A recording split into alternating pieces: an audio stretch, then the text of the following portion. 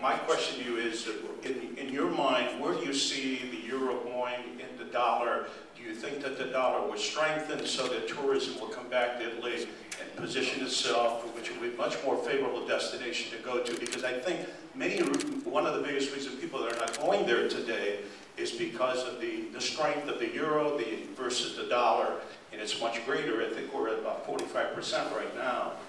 So it's a destination that people definitely want to go to, but they're holding back because of the dollar against the euro.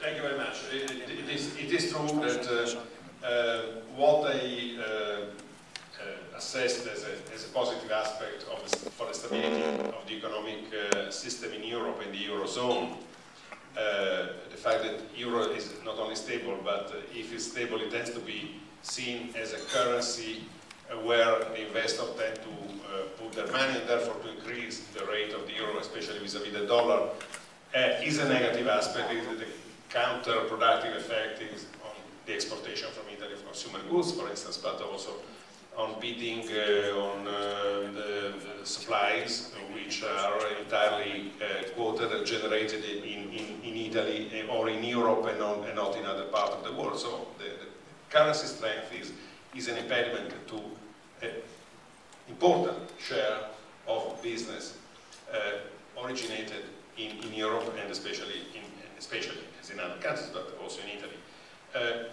The impact on tourism is there, but in the reports that I have seen, perhaps even more significant has been the condition of our economies. The fact that people have been more cautious. So there's a large majority of people who were seeing a European destination, and in particular an Italian destination, were looking at the availability of revenue to spend over the holidays and so on, and during the compression of revenues and profits over the last 2-3 years that was affecting tourism, and I don't think that it affected only vis-a-vis Europe. But the latest figure that I got, they say that the number of visitors, of American travelers to my country over the last 3-4 years has been yearly around 4.5 million Americans per year. The main problems there is that they tend to stay in Italy a short period of time, because generally an European tour or multinational experience, which is not only in one country, and that perhaps is a question of organization, finding the right packages. And I believe there is an increased awareness also in the tour operators in Italy that there must be ways to offset the problem of the currency disadvantage in order to try to provide more competitive services and to come across with difficulties in capturing that part of the trade.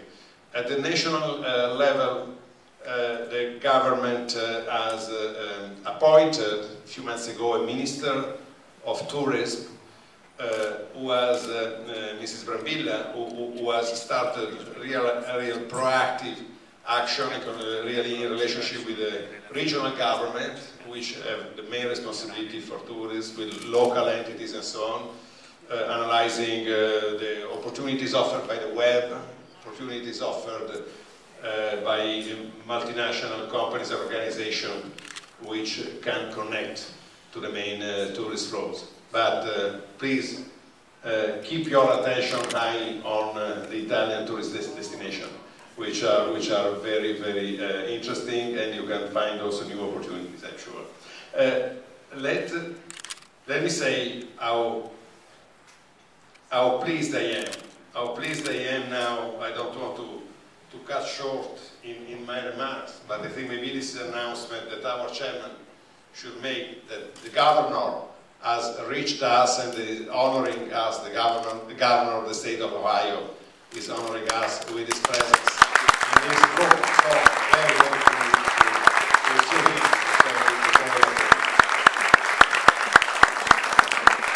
Welcome, Governor. I do want to say something quick. I think we more question, Rich, one more question. But the program's not over, because we will hear the remarks, the short remarks of Mayor Bayarty. We also will have a proclamation from State Senator La Rosa, and we also hope to hear